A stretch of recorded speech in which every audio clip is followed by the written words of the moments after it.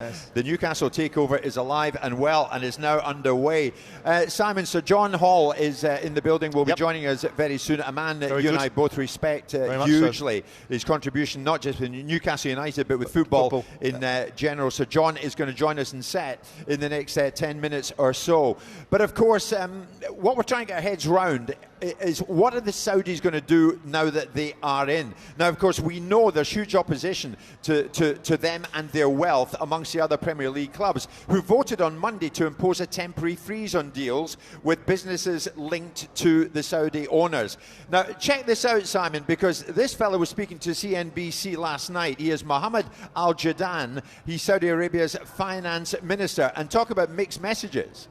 If people are worried about competition amongst clubs, and particularly now that we have invested in one of them, possibly that's a good sign that there is a potential serious competitor coming their way, which is good for the whole football community. So it's good. Sponsorship particularly, I think we do sponsorship not only with clubs that we own. We do sponsorship with different clubs and with different events and different forums. So, there will be plenty of opportunities for sponsors and plenty of opportunities for the club. I'm really confident that with investments coming their way and the community and the stadium, I think we would see an enhanced club.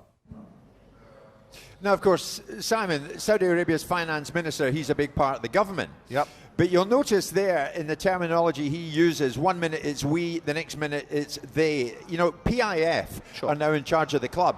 But the Saudi state, we know, are in and about it as well. Them, us, we. Where are you going with this?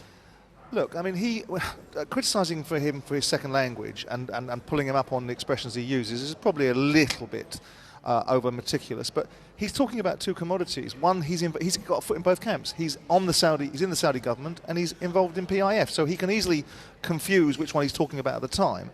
But let's be clear, so that we don't, while we have this moment to share, the Saudi state own the PIF fund. The PIF fund has 320 billion under investment that are going to turn it into 700 billion as a pension fund for the Saudi state. It's undeniable. Mohammed bin Salman is the chairman of PIF. He's the crown prince of Saudi Arabia. The Saudi state owns Newcastle. But here's the issue with that.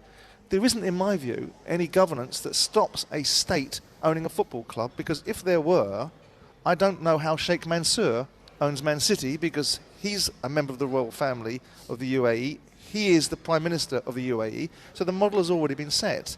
The issue has always been, and we're confusing and conflating, that the Premier League's position was about piracy, and the issue around separation is because of the human rights challenges.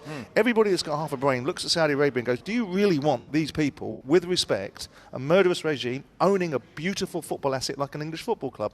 And really, in the cold light of day, put the money to one side. The answer should be no.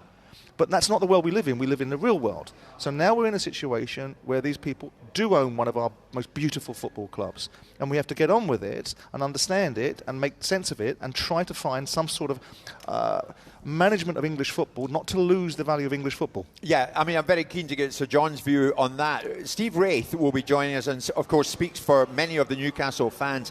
I'm quite sure, without second-guessing what Steve Wraith is going to say, Simon, they don't care. No, they won't. They're too caught up in the celebration of it all. They're not bothered if it's PIF or if it's the Saudi state. They just want to celebrate the fact that the deal has been done and that Ashley's gone. And that's absolutely right. But, you've also got to have balance about the perspective of what other people think as well. It's Newcastle fans' football club. It's Newcastle fans and their right to have a view on things. But it's also other people's right to go, is this right for football? Is it right for people of this ilk? And I'm sorry, I don't care if they don't like it. And I know I won't be flying over to Dubai anytime soon, and be welcome.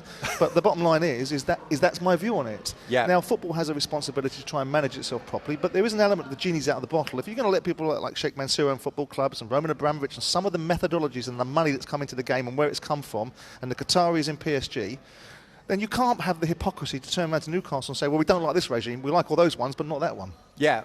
I mean, it's not just the football club that's going to benefit, though, Simon, one would think. Look at what's happened with Manchester City and the area in that particular part of the northwest of the country. Mansour and all the wealth that's going in there has enhanced that area as well. This is going to be the same in this magnificent part of the country here in the northeast. This area is wonderful and will become even better, one would argue, with the Saudi backing. And that will be the positive side of the argument. But look, I know that people don't like to hear this, and it's an incidental. Go on. But this isn't they didn't buy Newcastle United because they love Newcastle. Yeah. They bought Newcastle United for other reasons. And it's incumbent upon Newcastle to try and retain its identity and for the fans to hold these people, I know this might not be the right expression given this regime, but to hold these people's feet to the fire and make sure that ultimately the best interests of the football club and what is supposed to be what football represents, which is these people, not people sitting in Dubai or in Qatar or in America. It was supposed to be about English football and the values of English football. So that's my message and that's my concern. And of course, if they're going to invest and regenerate, that's fantastic. Well, their money's the same colour as everyone else's. Yeah. So if that is part and parcel, then they'll take that. But there also has to be things like not allowing them to run roughshod over football finances, not allowing them to create artificial deals so they can do sponsorship deals that are worth 20 times the real value of the shirt sponsorship, and so on and so forth. Jim White and Simon Jordan, Monday to Thursday morning, 10 till 1. On AM, on DAB, via the talkSPORT app and on your smart speaker. talkSPORT.